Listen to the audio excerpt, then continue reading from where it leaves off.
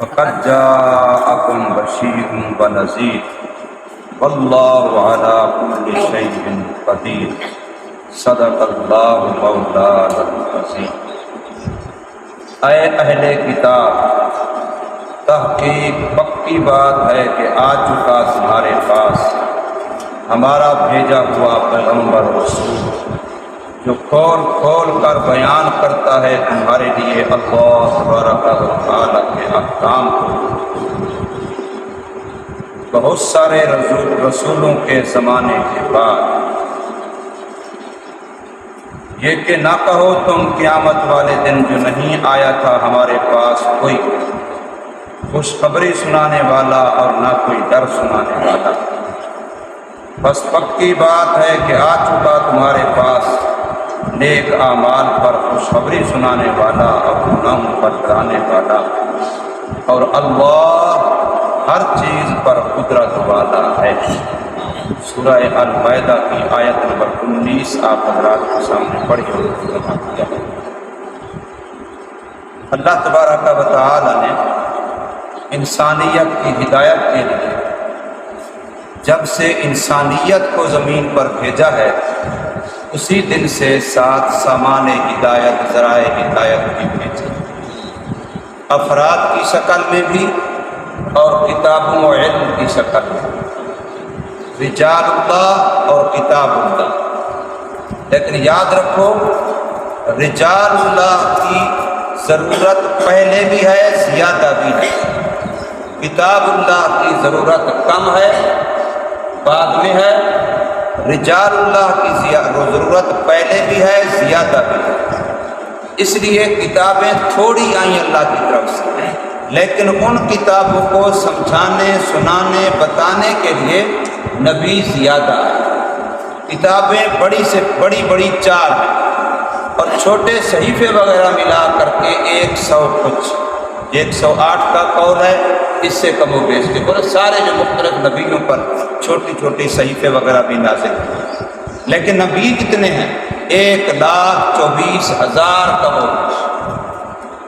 تو لاکھوں افراد آئے صرف 4 کتابوں کو سمجھانے، 4 کتابوں کو بتانے کے لیے، ان کا عملی ڈھانچہ بتانے کے لیے، ان پر عمل کرنے کے طریقے بتلانے کے لیے، ان کے مطابق طرز زندگی، انداز زندگی بتلانے کے لیے۔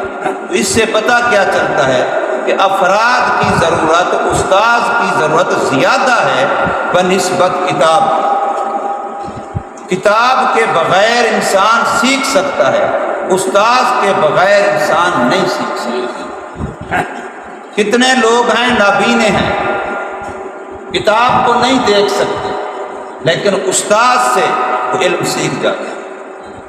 لیکن کوئی بندہ ایسا ہو کہ صرف کتاب لے کر کے، استاذ کے بغیر اگر وہ کسی کتاب کو بھی سمجھے گا، چاہے وہ ڈاکٹری کی ہو، چاہے وہ انجینئرنگ کی ہو، چاہے وہ ریاضی کی ہو، چاہے وہ کسی فن کی ہو، دنیا کے اندر کھانا پکانے کے طریقوں کی کتاب بھی ہو، لیکن استاذ کے بغیر اگر کوئی سمجھے گا وہ بھی غلطی کرے گا۔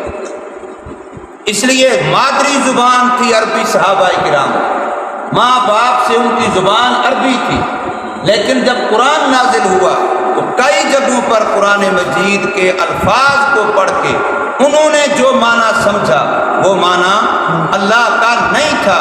نبی صلی اللہ علیہ وسلم نے ان کو پھر الگ سمجھایا کہ اس کا مطلب یہ ہے۔ جیسے آیت نازل ہوئی کہ تم رات کے وقت رمضان مبارک میں کھاتے پیتے رہو حتیٰ کہ سیاہ دھاگا سفید دھاگے سے، سفید دھاگا سیاہ دھاگے سے واضح طور پر الگ الگ نہ ہو جائیں، ظاہر نہ ہو جائیں، تم کھاتے پیتے رہو۔ اب اس سیاہ سفید دھاگے سے کیا مراد تھی؟ صحابہ نے عام دھاگا سمجھا، سوئے ہوئے ہیں اور دھاگا سرہانے رکھا ہوا ہے، جب اتنی روشنی ہو جائے گی پتہ چلے گا یہ سیاہ ہے یہ سفید ہے، تو پھر کھانا پینا بند کر دیں گے، ورنہ اس وقت تک ہوا کھاتے پیتے رہے۔ پھر اللہ کے نبی صلی اللہ علیہ وسلم بتایا بھئی یہ مراد نہیں ہے، سفید دھاگے سے مراد صبح صادق ہے اور سیاہ دھاگے سے مراد رات کا اندھیرا۔ اللہ کے نبی نے سمجھایا تو پھر سمجھا۔ اس طریقے سے تیمم کی آیت آ گئی، لیکن طریقے کا نہیں پتہ چل رہا تھا جب تک کہ اللہ کے نبی نے کر کے دکھایا نہیں ہے، ورنہ ایک صحابی اس وجہ سے نماز نہیں پڑھ رہا کہ میرے پاس پانی ہے نہیں، اور تیمم کا مجھے پتہ نہیں کہ غسل کا تیمم کون سا ہے، وضو کا تیمم کون سا ہے، اور ایک صحابی وہ پورے کپڑے اتار کر کے تنہائی میں جا کر کے مٹی میں لیٹ رہا ہے، لوٹ پوٹ رہا ہے، سارے جسم پہ مٹی لگا رہا ہے، کوئی جگہ رہ نہ جائے۔ تو غسل کا تیمم ایسے ہوگا جیسے غسل میں سارے جسم پہ پانی بہانا ہوتا ہے، لہذا یہاں بھی سارے جسم میں مٹی لگانا ہوگی۔ اب یہ ان کی اپنی سمجھ تھی، لیکن قرآن کا مطلب یہ نہیں تھا، اس لیے بہت ساری جگہوں پر یہ چاند ایک میں نے مثالیں بیان کی، عربی زبان ہونے کے باوجود بھی ان کو استاذ کی ضرورت پڑی عربی کو سمجھانے کے لیے۔ آج بھی اردو کی کتاب بھی اردو دان کو سمجھانے کے لیے بھی استاذ کی ضرورت ہے۔ صرف چند ایک کتابیں اردو کی پڑھ کے، چند ایک کلپ اردو کے سن کے، یا اس طریقے سے کچھ مولویوں کے کچھ باتیں سوشل میڈیا پر سن کے جو بندہ بھی مذہب کو سمجھنے کی کوشش کرے گا، کسی فن کو سمجھنے کی کوشش کرے گا، اس بیچارے کے گمراہ ہونے کا خطرہ۔ اردو میں لکھی ہوئی تھی حدیث کا ترجمہ،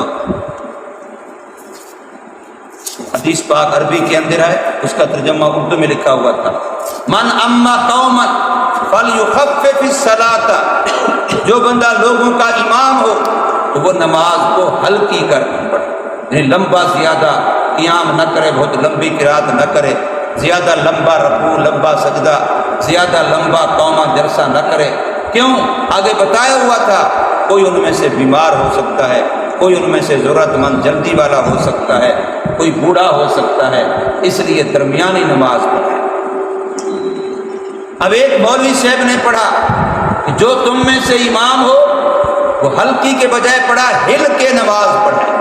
چھوٹی بڑی ذات ہی ہلکے لگی، پرانے زمانے میں جو اردو چلتی تھی اس میں باقاعدہ لکھا ہوتا تھا جن چھوٹی جا کی جگہ پر پڑھی جا، تو ہلکی کے بجائے اس نے پڑھا ہل کے نماز پڑھے۔ تو صبح کو نماز بھی پڑھا رہا ہے، یوں بھی کر رہا ہے۔ تو کسی نے پوچھا حضرت آج خیریت ہے؟ اور میں نے آج حدیث پڑھی، میں نے آج حدیث پڑھی ہے، حدیث میں یوں آیا۔ اب یوں سمجھے گا تو یوں غلطی لگے گی، استاد سے اگر سمجھے گا پھر یہ غلطی۔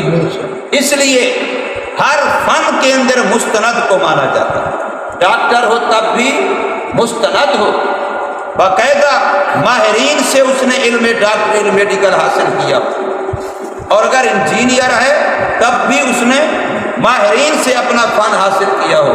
تو پھر دین بیچارے کو بھی اتنا مظلوم نہ سمجھیے کہ بھی جو اٹھے جو اپنی بات کہاں شروع کر دے کہ میں بھی دین سکھانے والا ہوں، کوئی پروفیسر ہے، کوئی غامدی ہے، کوئی جہلمی ہے، کوئی فلاں ہے، کوئی فلاں ہے، جن کے نہ آگے کا پتہ، نہ پیچھے کا پتہ، نہ استاد کا پتہ، نہ ادارے کا پتہ۔ کتنی دفعہ انٹرویو کیا اس اللہ کے بندے سے، اپنے استاد تو بتا تو نے پڑھا کس سے ہے، نہیں بتا سکتا۔ کتنی دفعہ پوچھا وہ ادارہ بتا جس سے تو نے پڑھا، نہیں بتا سکتا۔ اور آپ کو پتہ ہو کہ اس وقت عیسائی مشینری باقاعدہ دنیا کے اندر ایسے ادارے قائم کیے ہوئے ہیں جہاں آپ کا پورا دین پڑھایا جاتا ہے، لیکن پڑھایا اعتراض کے لیے جاتا ہے کہ تم نے قرآن کے اندر یہ آیتیں پڑھ کر کے یوں اعتراض کرنا ہے مسلمانوں کو، یوں شکوک و شبہات میں ڈالنا ہے، تشکیکات میں ڈالنا ہے، حدیثوں کے لحاظ سے یوں، فقہ کے لحاظ سے یوں، باقاعدہ طور پر ان کے ادارے ہیں، وہاں داڑھی بھی ہے، پگڑی بھی ہے، جبہ بھی ہے، قبہ بھی ہے، لیکن پڑھانے والے مسلمان نہیں ہیں، اور پڑھنے والے بھی اکثر مسلمان نہیں ہیں۔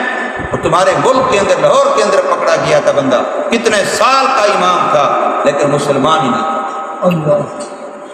اس لیے وہ لوگ بڑے دور سے سوچ کر کے، عیسائی اور یہودی مشینری بڑے عجیب انداز سے محنت کرتی ہے، تو ہمیں یہ بات سمجھنی ہے۔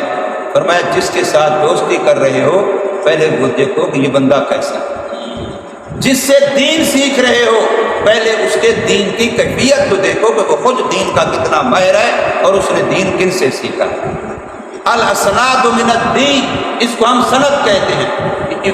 امام بخاری رحمہ اللہ حدیث لکھ رہے ہیں تو وہ بتاتے ہیں کہ میرے استاد فلانے ہیں، ان کے استاد فلانے ہیں، ان کے استاد فلانے ہیں، ان کے استاد فلاں تابعی ہیں، ان کے استاد فلاں صحابی ہیں، اور اس صحابی نے خود رسول اللہ صلی اللہ علیہ وسلم سے سنا یا حضور صلی اللہ علیہ وسلم کو کرتے ہوئے دیکھا، اس کو ہم سند کہتے ہیں۔ اور آج الحمدللہ ہمارے پاس میرے سے لے کر کے رسول اللہ صلی اللہ علیہ وسلم تک میرے پاس حدیث کی سند موجود ہے، ایک ایک عالم کے پاس، جو بھی مستند عالم ہے اپنے سے لے کر کے رسول اللہ صلی اللہ علیہ وسلم تک ایک ایک حدیث کی پوری سند موجود ہے۔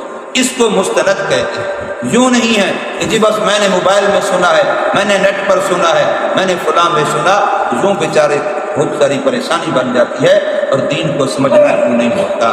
تو اللہ تعالیٰ نے جب سے انسانیت کو بنایا اسی دن سے آدم علیہ السلام پہلے انسان، پہلے نبی اور رسول، ان سے پہلے کوئی انسان نہیں تھا، اس لیے پہلے کوئی نبی رسول بھی نہیں تھا۔ پہلا انسان زمین پہ آنے والا حضرت آدم علیہ السلام ہے، تو پہلا نبی اور رسول بھی حضرت آدم علیہ السلام۔ یہ سلسلہ چلتا رہا حضرت آدم علیہ السلام سے لے کر کے حضرت نوح علیہ السلام تک ایک دور ہے انبیاء کا۔ حضرت نوح علیہ السلام سے لے کر کے حضرت ابراہیم علیہ السلام تک یہ دوسرا دور و زمانہ ہے انبیاء کا۔ حضرت ابراہیم علیہ السلام سے لے کر کے حضرت موسیٰ نبینا علیہ السلام تک تیسرا دور و زمانہ ہے نبیوں کا۔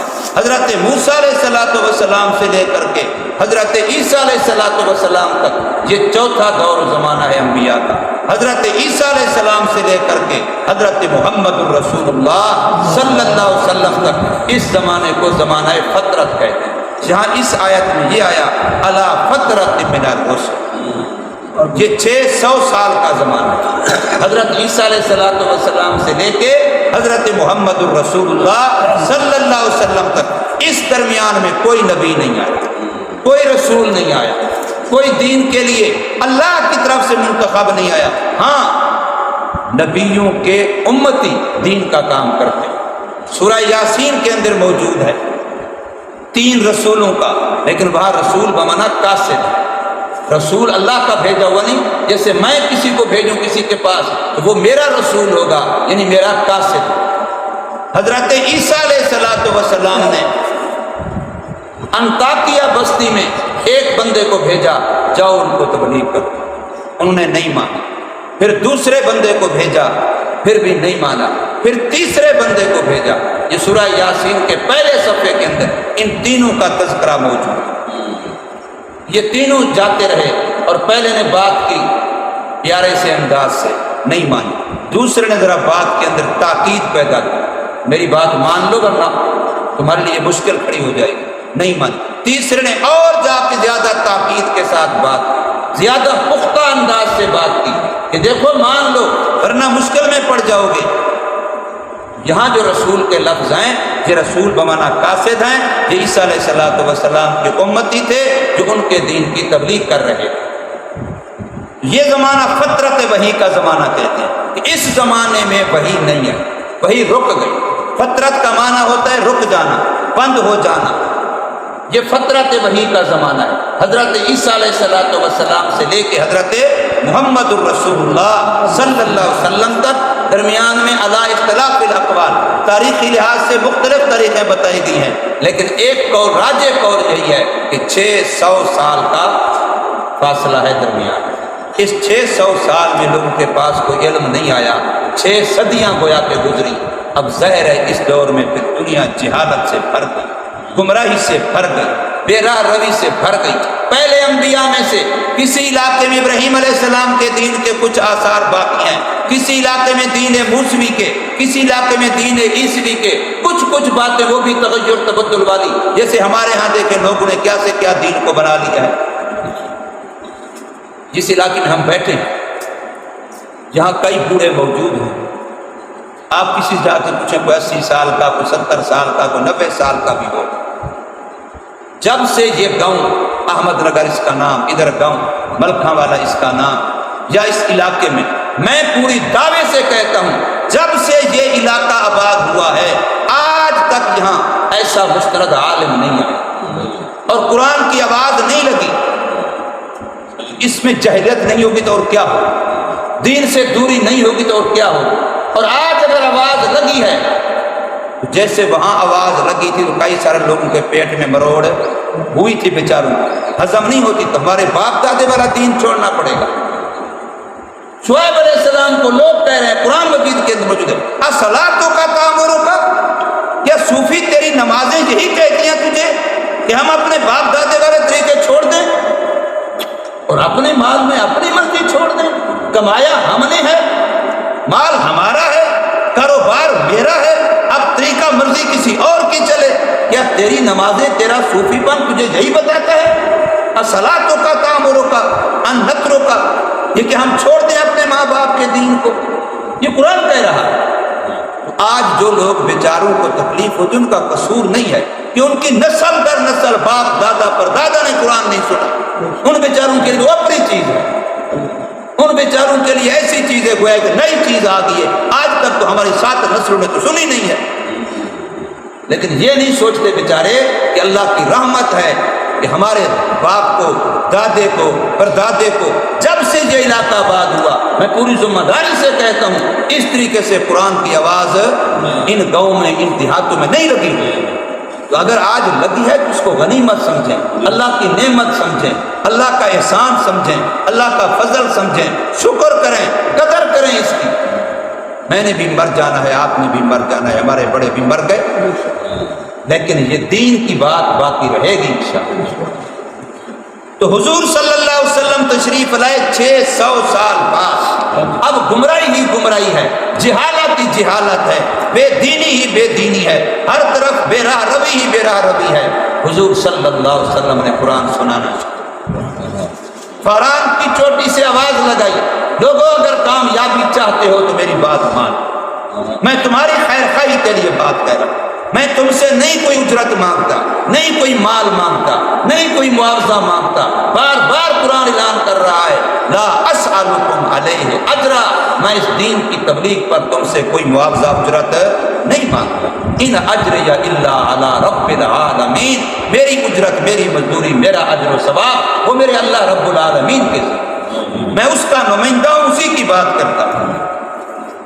600 سال کے بعد جب بات کی تو ظاہر ہے اوپری لگنی، لوگوں نے کہا اچھا یہ کیا ہوگی، یہ کون سی بات، وہی مکے والے، وہی کعبے والے، وہی مجاور کعبے کے، کعبے کی روٹیاں کھانے والے، کعبے کے مہمانوں کی، ان کو ستوں پلانے والے، ان کی خدمت کرنے والے، وہی مخالف ہو گئے، اپنے بھی مخالف ہو گئے، بیگانے بھی مخالف ہو گئے۔ قرآن مجید کے اندر موجود ہے، حتیٰ کہ حضور صلی اللہ علیہ وسلم کو مکہ چھوڑنے پر مجبور کر دیا، ہجرت کرنے پر مجبور کر دیا۔ لیکن قرآن کہتا ہے اگر تم قدر نہیں کرو گے اللہ کوئی اور قوم کھڑی کرے گا۔ تو اللہ نے انصار مدینہ کھڑے کیے کہ نہیں کیے؟ اللہ نے پھر انصار مدینہ کی شکل میں وہ جماعت کھڑی کی جنہوں نے آ کر کے کعبے کا دروازہ بھی کھلوایا اور کعبے کو بھی فتح کیا، مکے کو بھی فتح کیا، اور پھر وہاں بھی اسلام کا جھنڈا لہرایا۔ حضرت عیسیٰ علیہ السلام سے لے کے اوپر حضرت موسیٰ علیہ السلام تک، اس میں 2 روایتیں ہیں، ایک روایت یہ کہ 1900 سال کا فاصلہ ہے، اور ایک روایت ہے کہ 1700 سال کا فاصلہ ہے، حضرت موسیٰ علیہ السلام اور حضرت عیسیٰ علیہ السلام۔ لیکن اس دوران انبیاء کا سلسلہ اور کتابوں کا سلسلہ بند نہیں ہوا، وہ چلتا رہا۔ اسی کے درمیان میں 40,000 انبیاء صرف قوم بنی اسرائیل میں سے آئے، باقی اس قوم کے علاوہ بھی انبیاء آئے، لیکن 40,000 تو صرف بنی اسرائیل میں سے آئے۔ اس کو زمانہ فترت نہیں کہتے، اس لیے کہ اس میں انبیاء کا سلسلہ بھی اور علم کا سلسلہ بھی چلتا رہا۔ لیکن عیسیٰ علیہ السلام سے لے کر کے محمد الرسول اللہ صلی اللہ علیہ وسلم تک یہ جو 600 سال کا فاصلہ ہے، اس میں وحی کا سلسلہ مکمل بند رہا، اور کوئی نیا نبی، کوئی نئی شریعت، کوئی دین نہیں آیا۔ اسی موسیٰ علیہ السلام، عیسیٰ علیہ السلام، حضرت ابراہیم علیہ السلام، پہلے نبیوں کے دین کے آثار، نشانات، تھوڑے تھوڑے جو علم جاننے والے جیسے تھے وہ اپنے انداز میں تبلیغ کرتے رہے۔ لیکن ظاہر ہے اگر کپڑے کو دھویا نہ جائے تو میل سے کتنے عرصے تک رہے گا، جسم کو نہ دھویا جائے تو کیا۔ دین کے اندر تبلیغ ہو، اسی کو مجدد کہتے ہیں۔ اللہ ہر 100 سال کے بعد ایک مجدد بھیجتا ہے، حضور صلی اللہ علیہ وسلم کی حدیث ہے، دین کے اندر سے آ کر کے جو بدعات کو، رسومات کو نکال دیتا ہے اور خالص دین لوگوں کو بتاتا ہے۔ شیخ احمد فاروقی سرہندی، جس کو ہم مجدد الف ثانی کہتے ہیں، جو سب کے ہاں مسلم ہے، اہل سنت والجماعت کا کوئی طبقہ ان کا انکار نہیں کرتا۔ شیخ احمد فاروقی سرہندی مجدد الف ثانی یعنی دوسرے 1000 سال کا مجدد، وہ آ کر کے سنت رواج دیتا ہے اور بدعات اور رسومات کا قلعہ کما کرتا ہے، قوم کو بتاتا ہے کہ کھرا یہ ہے، کھوٹا یہ ہے، کھوٹ کو نکال دو، کھرے دین کو قبول کرو۔ تو فرمایا کہ یا اہل الکتاب، اے اہل کتاب، قد جاءکم رسولنا، تحقیق آ چکا تمہارے پاس ہمارا پیغمبر، ہمارا رسول، یبین لکم، یہ پیغمبر کا کام ہے کہ وہ کھول کھول کر وضاحت کے ساتھ، دلائل کے ساتھ دین کے احکام کو، شرائع کو، مسائل کو بیان کرتا ہے، اور یہی علماء کا کام ہے کہ وہ دین کی بات کو کھول کے بیان کریں، وضاحت سے بیان کریں، اس میں لیت و لال سے کام نہ لیں، کیلو کال سے کام نہ لیں، چشم پوشی نہ کریں، مداہنت نہ کریں، دین کے معاملے میں بے غیرتی نہ کریں، دین کے معاملے میں مداہنت برداشت نہیں، دین کی بات واضح ہے، اس کو کھول کے بیان کریں۔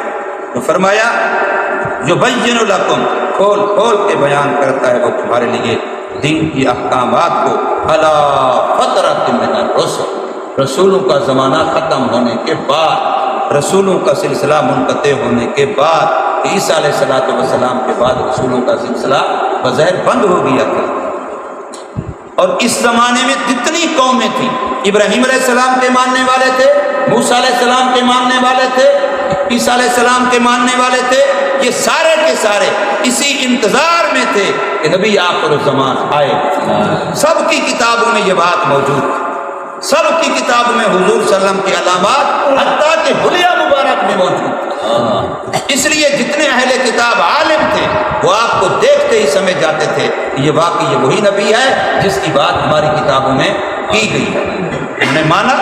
حضرت عبداللہ بن سلام کا مشہور واقعہ ہے جو کئی مرتبہ یہاں میں بیان بھی کر چکا ہوں۔ تو فرمایا رسولوں کے سلسلہ کے بعد، انقطاع کے بعد، اللہ تبارک و تعالی نے اپنا رسول، اپنا پیغمبر، ذی شان، ذی عظمت، سید الرسل، سید الاولین والآخرین، محبوب رب العالمین، مقصود کائنات، آمنہ کی لات، عبداللہ کے در یتیم، بے آسروں کا سہارا، محمد الرسول اللہ صلی اللہ علیہ وسلم کو اللہ تبارک و تعالی نے بھیجا۔ کہیں قیامت میں تم یہ نہ کہو کہ جی ہمارے پاس تو بتانے والا آیا ہی کوئی نہیں تھا، تمہارا یہ عذر ختم کرنا ہے، ورنہ اللہ عہد الست میں تم سے وعدہ لے چکا ہے تمہاری روحوں سے کہ تم اللہ کو رب مان چکے۔